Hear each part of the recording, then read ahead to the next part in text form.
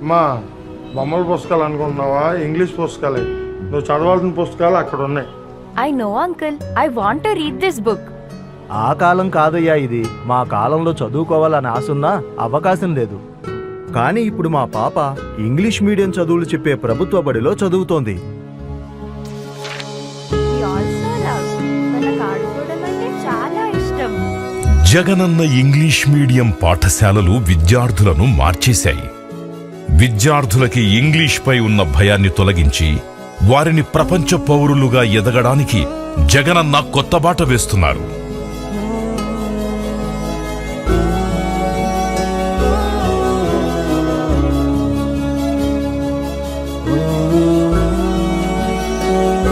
మా నమ్మకం నువ్వే జగన్. నమ్మకం